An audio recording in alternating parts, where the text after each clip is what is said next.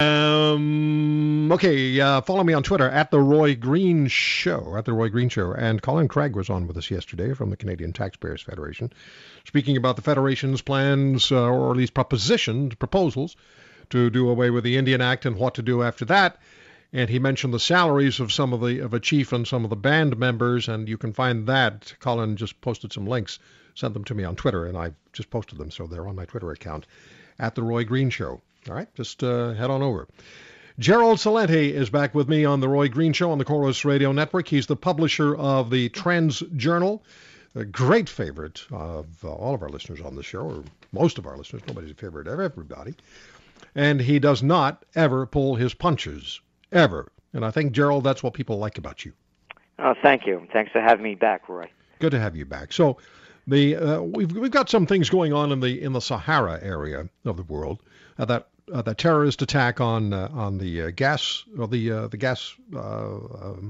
facility, and the Mali civil war, which has turned 300,000 of its citizens into refugees. Only one of the conflicts that are going on. Mali Islamists threatened to retaliate at the heart of France. Today they threaten payback, says the Christian Science Monitor. I can't talk anymore. So why don't you pick it up and tell us what is going on there, Gerald, from your perspective? You've told me earlier, you told me on the last program, pay attention, folks, the great war of the 21st century is already underway.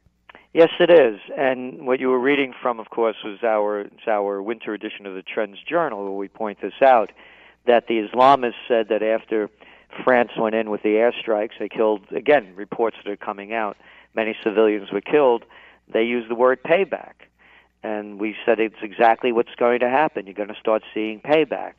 They're going to call it terrorism, but who's the terrorist? Is it France going into the French Sudan, as it was from 1892 roughly to 1960?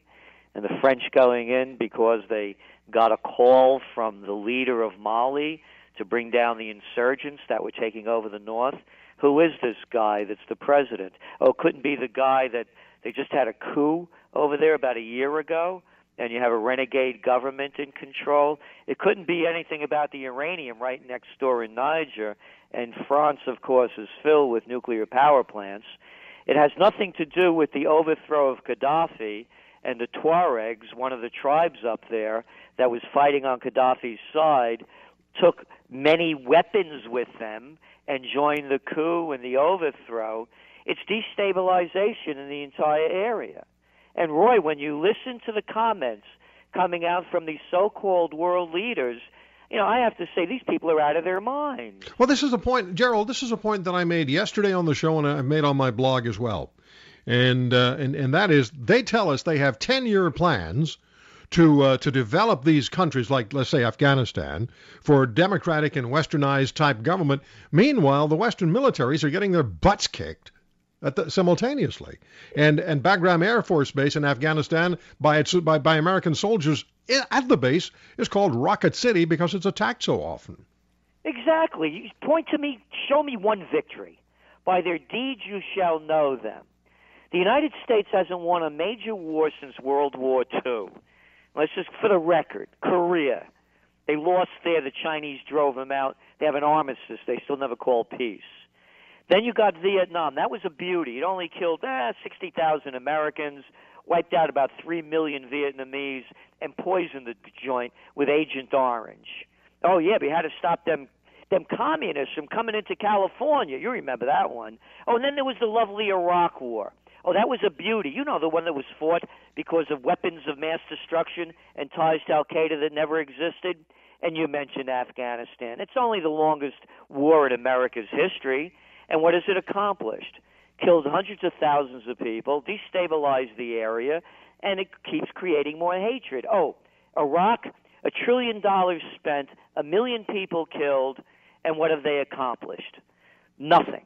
Nothing other than more hatred. So now let's put this into perspective. You go and invade a foreign country. They didn't do anything to you, and you say, well, I'm doing it to destroy these Islamists. And they say, listen, Jack, you invaded me, now I'm going to pay back. I mean, come on. Who wouldn't? No, hey, we're the French. You can't. No, look, it's us. We're the Americans. We're the Canadians. We're the English. And you wrote on your blog, as you mentioned, you were talking about David Cameron. I assume. Yeah, he's one of them. Yeah, Hillary Clinton's another. Here's his quote. He has warned that the fight against terrorism in North Africa could go on for decades. And he confirmed that it could go on for decades? And you're going to fix it? What do these guys have to fix? All they do is they start wars and they ruin things. Now you have a plan, an original thought, an original practical peace plan. What a novel idea. What is it?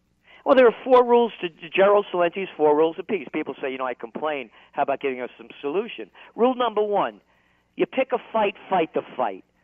I'm a close combat martial artist. If I call somebody out, I take them out. I don't start a fight and say, Roy, go finish this guy off. All of these world leaders, Cameron, Obama, Harper, all of them, shooting their fat mouths off, Hollandaise over there.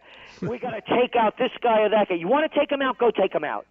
Do like the warriors did in the past. Alexander the Great, William the Conqueror, Washington, Napoleon, go down the list. You call somebody out, you lead the charge, you start the fight, you pick the fight, you fight the fight, rather than getting other people go doing your fighting for you.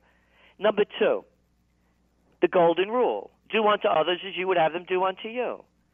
You want to start something? It's payback. Don't complain about it. Don't call them names. Don't call them terrorists.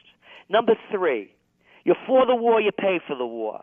You believe in this war, put your money where your mouth is if you can't put your life on the line. Or let's stay out of this and call it a day. And the 4th, Gerald Celente's 4th rule of peace. I don't need Cameron. I don't need Harper. I don't need some parliamentarian or some congressman chicken hawk who never fought a day in their lives telling me that my country has to go to war. Let the people vote. You want to go to war, let the people vote. No big deal here.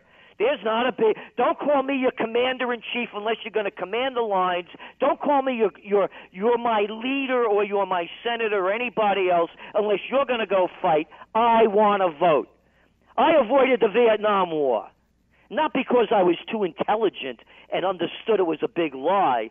I just couldn't imagine me getting shot at in a foreign country. Who are these people to tell us we should go to war?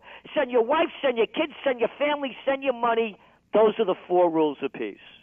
Gerald, we have to have you back for a longer session. We really do. And I always appreciate when you come on the show. Really. Thank you so much for having me. Thank you for your time. It's TrendsJournal.com. TrendsJournal.com. Thanks, Gerald. Thank you. Bye. Roy Green Show, Chorus Radio Network. He's straightforward, has huge number of fans, as his detractors as well. But we'll have him back.